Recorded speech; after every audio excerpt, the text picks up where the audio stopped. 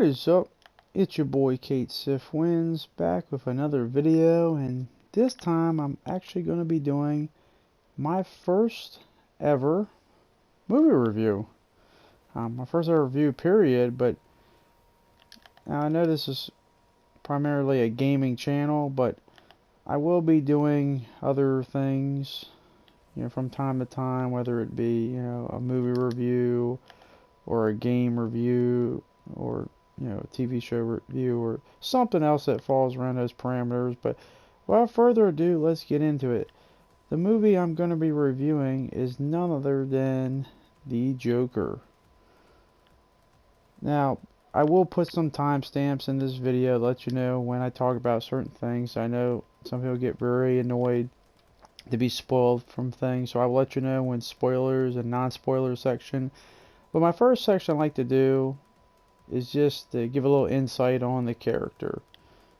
And what I mean by that is just, my personal connection with the character, because I do believe everyone is a little bit different. Everyone, some people might not be big fans of the character, so they go into these films with a different mindset. But here's my attachment to the Joker. The Joker is without a doubt my all-time favorite comic book superhero, villain, basically. There's no villain in comic books I like more than the Joker. He is my favorite comic book villain, but he's also my all-time favorite villain, period. There's just nobody that I really like more as a villain than the Joker. He's always made me laugh in a psychotic way, and just has all these funny props and gags he does, and how he just seems like he's having a good time, and how he dresses up, and whole clown mystique thing going on. But I grew up in the early 90s, and I have been spoiled rotten with the Joker. And if you grew up in my time period, you either were spoiled with the Jack Nicholson Joker from the '89 Batman movie, or the Mark Hamill voice from the animated Batman series, or maybe you're older than me and you grew up with the Cesar Romero Joker, who I like a lot too.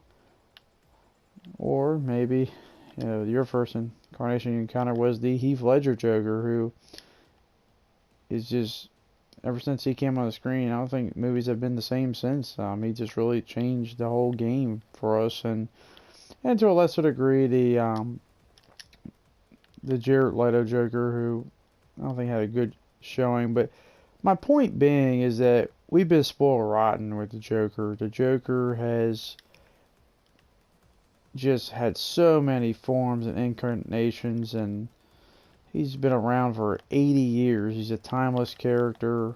He's a legendary character. I don't think anyone can take that away from him. He is the most famous comic book villain. But having said all those things, I actually did not want this movie to exist. And I know that may sound weird for some people, but my thing was, he's an overexposed, character. We've seen so many incarnations of him, and I'm just like, I've seen so many. I've been spoiled rotten with him. Can we see somebody else, or give someone else a chance or an opportunity? But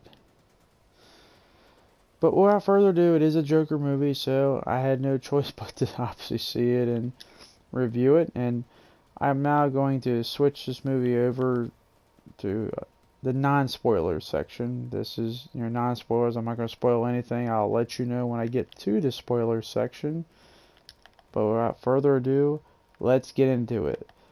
What did I think about the Joker? First thing you need to understand about this movie, it is not your typical comic book movie. This is going to be a very divisive movie, and there's going to be some people, I understand if they don't particularly like it, but it does not feel like a comic book movie at all.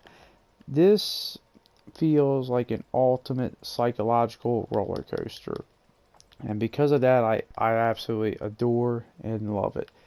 I've always had a theory that the best comic book films are the ones that don't feel like comic book films. They're the ones that, before this movie came out, I think the two best comic book films, in my opinion, would be, The Dark Knight and Logan. Just because, they feel like, Dark Knight feels like a crime detective movie. Logan feels like, Western's last days left alive. This one, as I said, feels like it's a psychological movie, and it's not connected to the comic books very much. It borrows a few elements from them, obviously, but it doesn't really, tie into. It doesn't have a lot of those. It's its own thing, And the director decides, let's do our own thing. Let's do it an origin story. And the Joker has multiple origin stories. He doesn't have a definite beginning. I think that's half the fun of them. But basically, the Joker movie, it it's not like it's tied into the other DC movies. It's a standalone. It's its own thing. Maybe in the future they could do some things after it, but at this point in time, it's its own thing, and I love it. I love that it tells a solo, singular story about the man of Arthur Fleck, who is the character that Joaquin Phoenix plays. Speaking of Joaquin Phoenix, man, he really knocks it out of the park with this. His acting is phenomenal. Not just his lines, but how he moves, it graces the screen, it captures your attention. There's so many subtle details through his eyes and his wordplay and just so many things that you pick up as you watch it. Like, you really gotta feel bad for the man in a way, just because of what he probably had to put himself through to get ready for the role. But nonetheless, I have to ask the question, and I can't answer it now, but is he the best Joker we've ever had? I don't know the answer to that, but I'll tell you what, he did a damn good job, and we're going to be talking about his performance for years, his performance of Arthur Fleck, because he's not the Joker, you know, it's more of a transformation to it, but, he is playing the role of Arthur Fleck, and you just really feel so many things from him that, Joaquin definitely displays, and, he does a damn good job, and I can't, be so impressed by his performance. I think people are definitely, give him all the credit he deserves for his role. He is just absolutely unbelievable. Um, this whole movie is based on, a man just going through the absolute worst times in his life, and it seems like everything that can go wrong goes wrong for this poor soul, and that's a feeling you don't usually get from the Joker. You never really feel sorry for him or whatnot, but this movie kind of goes that route in just how he's created, because it doesn't justify what he's done, but man, so many things that go wrong just go wrong for this poor guy, and you just look at him like, damn, can he catch a break?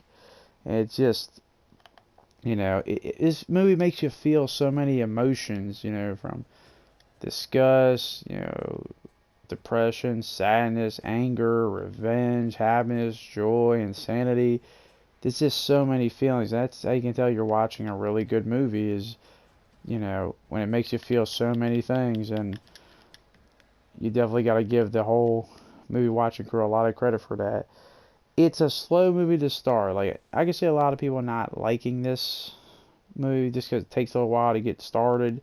But I feel like that's half the fun in this movie, is that, it's not something that, you're going to be, it's a slow, but the payoff is well worth it. And I think that's half the thing, watching being antagonized by this slow build up, watching him just get beat down through life. Because you know what eventually is going to happen. And in some way, you kind of root for him. You're just like, you want him to get his revenge on society, and not that you agree with how he does it, but you kind of and when he finally makes that transformation, it's a great payoff. I really enjoyed it. But as I say, it's going to be decisive, divisive, I should say. It's just, it doesn't always, it's as I said, it's not like a typical comic book movie. You're not going to have all these explosions and, CGI. I don't think there's any CGI in a movie, and to that, I give them a lot of credit nowadays, especially from a comic book film, but it really does a great job in just, sticking to what it wants to do, even if it might, divide some people, and it does it well, and I give them a lot of credit, and I admire them for that. The cinematography is so good. Like, the whole stair scene is just so well done. Like, I don't even know what to say about it, just to be like, damn, like, you guys really just knocked it out of the park with that. Like the scene where one of the movie poster is when he's on the stairs dancing. I definitely gotta get a poster of that. That looks so good. I mean, you just can't do a better job than that. The score is very good too. I really enjoyed, the musical score and some of the themes in there. Just really well done. Another thing I love about this movie is it makes you question things, not in a bad way, but just question things about how things are going on, how people perceive stuff. And that's a good thing to have. We're going to be asking a lot of questions. I still am asking questions I'm not 100% sure of, but that lets you know that you're invested in your movie and you want to know what's going on. And I'm going to get to more of that in the spoiler section, like what are these questions I'm talking about, but damn, are they not good. They are really compelling. Another thing I think resonates a lot with a lot of people is just the fact that this movie kind of follows more, the mental health thing with the Joker, and I think a lot of people are going to resonate with that, and I can understand that. And as I said, it's a movie that's not afraid to do some things that are going to stick home with a lot of people, and I admire them for having the balls to stick with their guns and doing this stuff. But another thing, and I'm going to get to more of it in the spoiler section, is this movie does open the possibility of, further things in the future possibly. We'll get to that if it really does it more in the future, but basically I really enjoyed this movie a lot. That is going to be the end of my non-spoiler, because I just really want to go into the actual scenes that happen with this film, talk to you guys. So if you've not seen this movie, please, stop this video right now. I'm going to get to the spoiler section. Go out and see it. But without further ado, let's get into it. This is now the spoiler section of this movie. Alright, the first thing I gotta talk about is the Joker's laugh. This is such a cool, unique concept that I never even thought about it like this. Like, the Joker's laugh is so synonymous with him, but in this movie, it's not what you think it is. This movie has the Joker's laugh actually, it's more of like a crutch or a shackles for him. And what I mean by that is he actually has a symptom where he can't stop laughing, and he's not like, it's not like he's laughing because he's enjoying it. He's actually cannot stop laughing. It's actually a medical condition. I forget what it says on the card. Like, he gives this one woman on the bus when he's trying to make her son laugh or whatnot, to explain like that he's not doing it on purpose, but he can't help it. And it actually, that really sticks with me a lot, because I know this movie's its own thing, but you think about it in the comics and or other things, I always say like Joker's just an insane dude who has always seems to have this thing where he's like always laughing all the time, and when Batman's like beating him up or something. But you think about it, what if that was really his problem? Like, he couldn't stop laughing. He was really just in a lot of pain, and you see that so many times in the movie, and it really makes you feel something like, damn, like, maybe he's not as crazy as you think he is. Maybe he's just like, he's just got so many other problems that you just never think about, and it just really makes you sympathize with him and just be like, damn.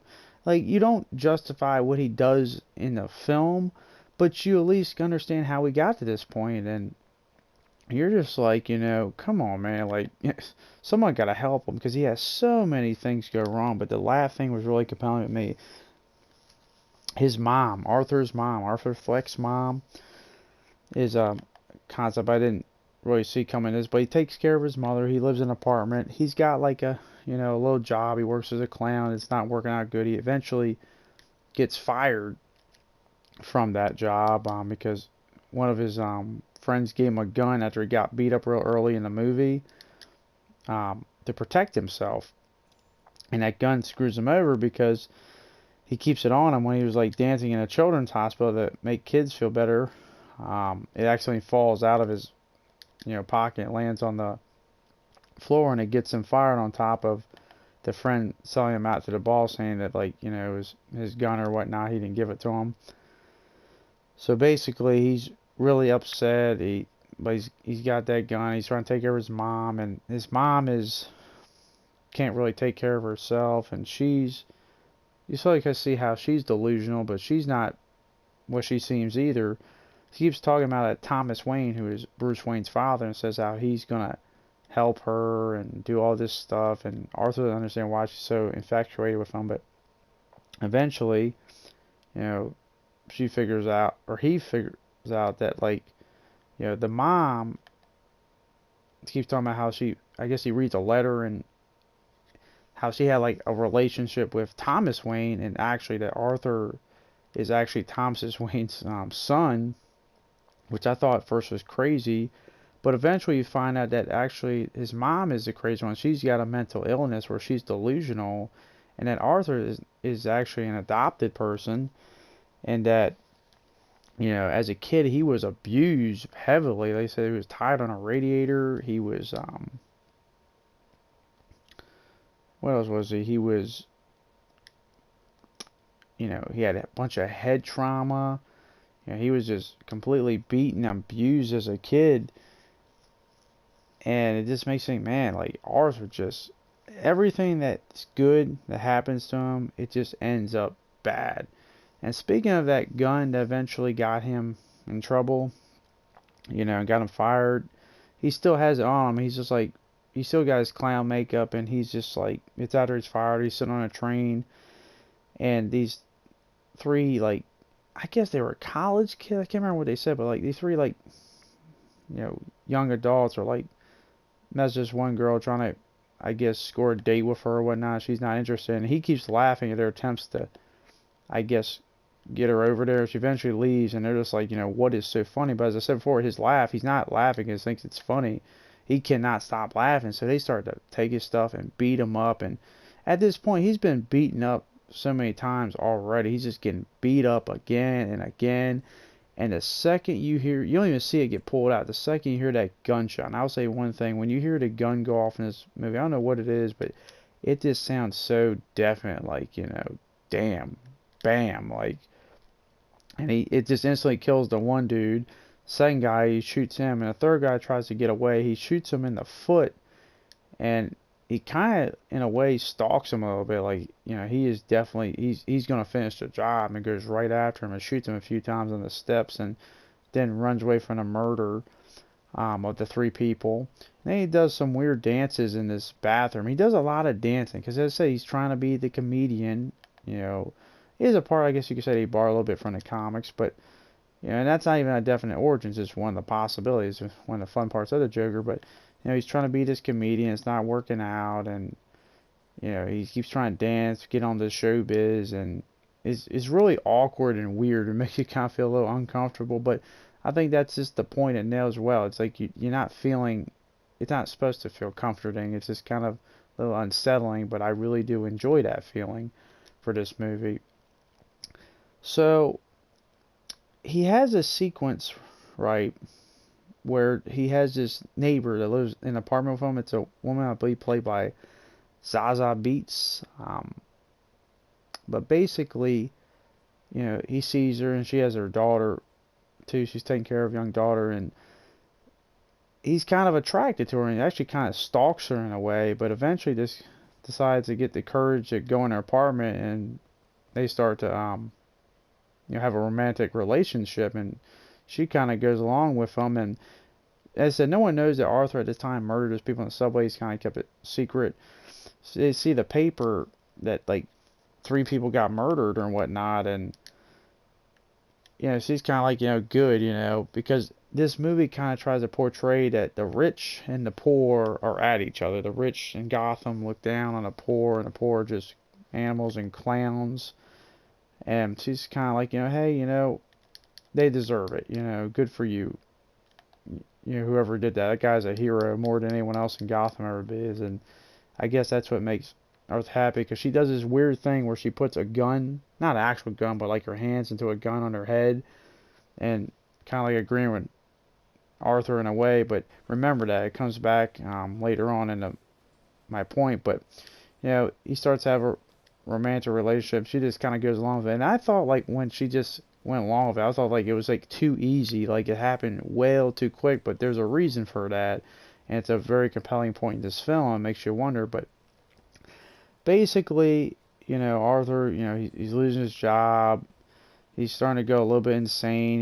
He's getting taken off his medication because the civil services or social services can't afford to stay open anymore. And the Thomas Wayne guy that I was telling you about, who eventually confirmed to Arthur earlier that his mom was crazy and delusional, insane. He's running for mayor, and he's kind of like pointed the whole the rich and poor thing, where he's really just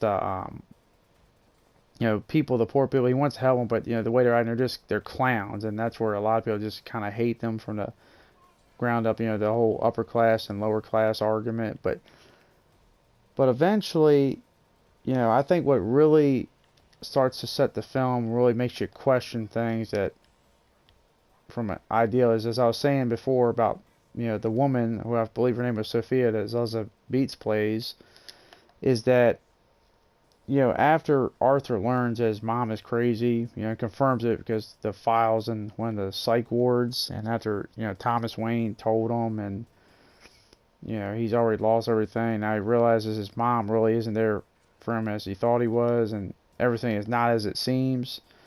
He goes into her apartment, and he's just sitting there, and she just freaks out. She's like, who are you? What are you doing in my home? And he's like, you're that guy named Arthur that lives next door. One night you're thinking, like, why is she surprised to see Arthur? Like, didn't they have it? And then it dawns on you, all the moments that Arthur had with her, they never happened. It's all in his brain. Like, it was all like part of his illusion, and you're just wondering in your mind, like, what is real, what's not. Like, this is unbelievable. But at this point, he goes, after like they have a little scene, he points the gun to his, like, not a gun, but like his hands to a gun on his head, and it transitions to like he's in his room after that, and he's laughing, and then you see the police sirens come in there. So you wonder, did he kill the woman and her daughter? I don't know. Like, and if he did, how did he do it? And I think it's kind of the beauty of the movie, is you just ask the question. You don't necessarily know how it went down or if it did happen, but nonetheless, you question these things and what's real, what's not. The murders in this movie, boy, do they just really make you feel something. Like, a little comparison, when Infinity War came out last year and they had half the universe kind of die, I was, I'll admit, it's like, some people got emotionally upset about that. That's fine, each their own. But I was just like, it's not like, it's just like they just fizzle away and they die. But when people get murdered in here, like, everyone makes the the hairs on your back stand up, the goosebumps come out, and you're just like, damn, like, that's pretty surreal. But the two that really stick out to me, I guess I'll say three, is the one with the guy. The dude that sold him out, that worked at the place on, that gave him a gun. Him and one of the midget friends that worked with him, they come into his apartment, and you see Arthur before they even like open the door. He just puts scissors in his pocket, so you kind of have a feeling what he's gonna do. And so when it's that guy, you confirm it's him at the door, you know exactly what he's going to do. There's no doubt in your mind what he's about to do to these guys. But I tell you this right now, like, oh my God, like, when he murders that guy, like, it's just like, you're like, damn, like, holy shit. Like, this dude, he gets murdered in the most violent, vicious way, and you're just like, it just really stands out to you. And the midget in the room is just like, holy shit. It's a little funny moment with him and the midget when because he locks the door from the top part, but the midget can't get out. And I actually didn't think he was gonna kill the midget, which he doesn't. I don't know why I thought that, but I was dead on with that. He just let him go and whatnot. But and the other murder is, there's a talk show host guy. I can't think of his name in the movie right now to save my life, but he's played by the great Robert De Niro, great actor, obviously, and he plays one of those late night talk show hosts. And eventually, he gets the, Arthur Fleck on his show to talk to him, and they kind of make fun of him earlier because he tries to do some stand-up comedy skit, Arthur, and it just fails miserably, and they're just making fun of him, and they call him a joker, and ironically that comes back to haunt them because he goes on a show, and at this point he's dressed up in his Joker attire, and I'm not gonna lie, he looks really good in it. Like, I wasn't 100% sold on the face paint, but now I am. I don't have a single problem with it. It looks dead on. That whole sequence, and as I said before, it's a slow start, but the payoff is well worth it.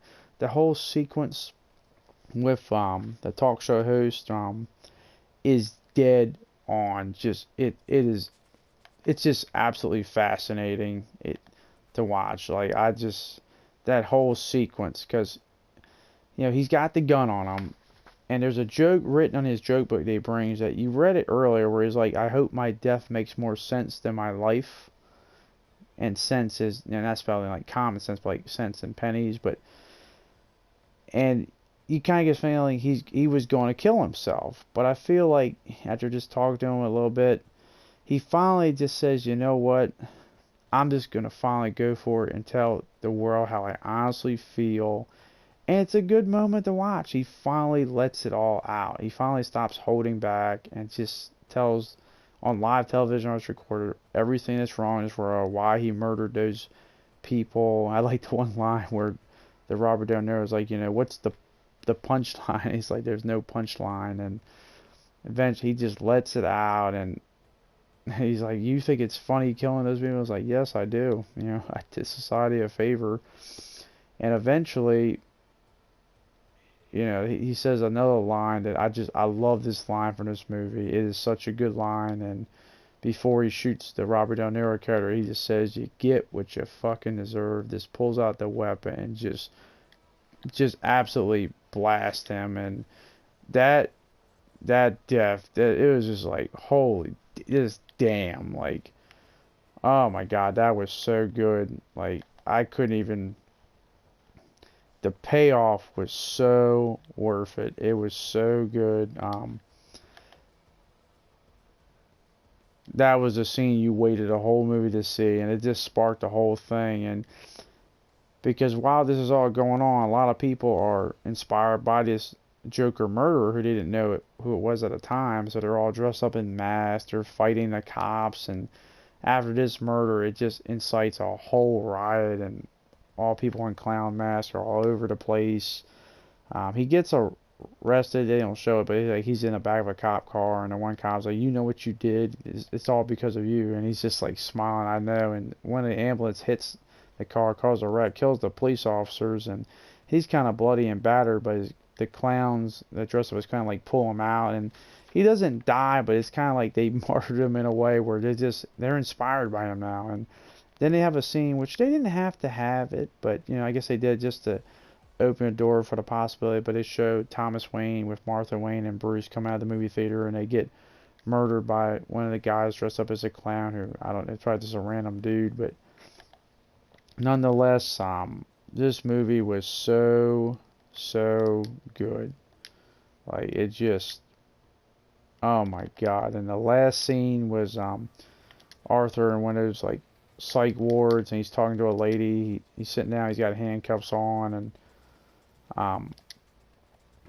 and basically, he has a line where it's like, I could tell you what's so funny, but you just won't get it.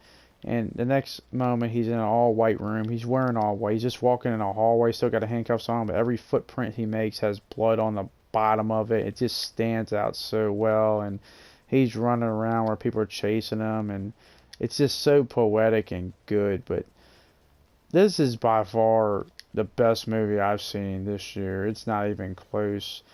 It's not formula. It's a movie with a direction. It's not afraid to take some chances, and it was going to divide a lot of people, but you know, it still stuck to its guns, and I applaud them for that in this day and age, because in this day and age, it seems like anything that has any type of controversy, everybody just backs out and doesn't stick to it, and I give them a lot of props for that. But nonetheless, I really enjoyed this movie. This is easily a top 3 favorite comic book movie of mine of all time, along with The Dark Knight and Logan. Just from top to bottom, I really don't have anything I would like honestly change. I like the take on it. I like the whole emotional roller coaster that Arthur goes on to, from so many emotions of being sick and happy, and it's just like, damn, you know, it's just like you've been through such a roller coaster of emotions, and you're questioning like how it kind of feels.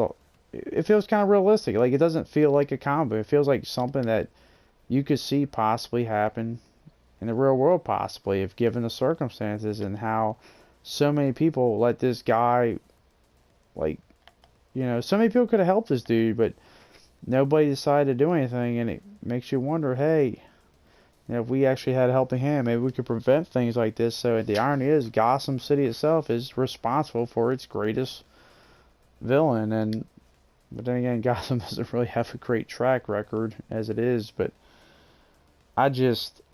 wow, I really enjoyed this film from top to bottom. As I said, it's not going to be for everyone, but you know, I like films that make you think, go outside the box, don't always do the safe thing, and you know, are not afraid to take some chances. And this film is one of them. This film is definitely one of those films that will take some chances and up for more possible movies like this, and I'm definitely all for it. I'm really just amazed at how well it did, and it's obviously doing very well financially, because it wasn't a movie that had a big budget. It wasn't a movie that, you know, I don't believe it had, maybe I'm wrong, send me in the comment section, it didn't have you know, any CGI. It was just dead on filming, you know, props and everything. It's just, I miss films like that had that magic to them. This film feels like it just had a magic to it, and as I said, I wouldn't take a younger audience to see it, because it is very violent. There's a lot of violent themes, but also because I don't think they would understand a lot of the themes going along with this. But I really enjoyed this take on the Joker, and once again, a character that we've seen so many times, yet somehow they find ways to just give a fresh new look on them. And there's some things you can see happening that you may compare to other appearances or whatnot, but it's just, damn, it is just really dead on how they did him. And you know, much props to the whole crew behind it, and you know, Joaquin Phoenix, and please somebody, like, you know, give this man all the praise in the world, because damn, I can only imagine trying to put yourself in that type of role, because he looks so skinny and beaten and broken, because there's so many visual cues just on his body and his face and his expressions. He does really well, and I cannot, words cannot describe how I feel. This is just one of the best movies I've seen in years. But now it's time for me to do my final word. I definitely recommend it, but definitely for a little bit older audience. This is not, as I said, a comic book Joker. This is his beginnings, because one of the complaints I did see was this Joker couldn't fight a Batman. Well, yeah, but Batman isn't around. He's just Bruce is a little kid, so Batman has been created, and this is Joker at his beginning. So, yeah, no shit, this Joker couldn't fight a Batman, but this is the beginning, and he's only going to get more crafty and better, and we see the beginnings of it, and it's well done. But overall, I'm going to do my movie ratings, I guess, out of, I don't know, 10, or, yeah, I'll do it out of 10. Now, as I said before, I'm just a normal guy. I'm not some movie reviewing person or whatnot. I'm just trying to do the best I can. But out of 10, and I'm not saying um, this means the thing is perfect, but I gotta give it a straight up 10 out of 10. I mean, I don't know what else it could have done with what it tried to do, but what it did was just about close to perfection. Doesn't mean it's a perfect movie, because as the Joker said himself, comedy is subjective. You know, it's all subjective. It's how people look at and view things. And but how I viewed it, it's just I was thoroughly entertained. I love the payoff at the end. I love the build up. It's just so good. And just the trip on it. And we're going to be viewing the Joker a little bit differently now because of this. And it added a huge dynamic to the Joker. But as I said, I'm going to give this a 10 out of 10. I really enjoyed this film to death. And I cannot express you to go out there and see it. And hopefully it opens the doors to other things in the future. Not just like, continuing from this one, but just continuing from, other movies taking chances and not doing the whole formula thing. I like superhero films, but I like films to be a little bit different too. I like them to have a little bit different feel to them. So this one just nails it. But nonetheless, that's my first movie review. I probably, kind of probably rough around the edges how I did it. I tried to do the best I could, but I'm not a reviewer. I'm just a normal guy like you guys. So tell me what you guys thought about it. Did you enjoy the movie? Are you kind of on the edge of it? Are you a comic fan or not? Let me know in the comment section below. If you did enjoy the video and review, don't forget to subscribe, leave a like and a comment, and I will see you on my next video. Thanks for watching this. I greatly enjoy all the feedback you guys been giving me. Thanks and peace.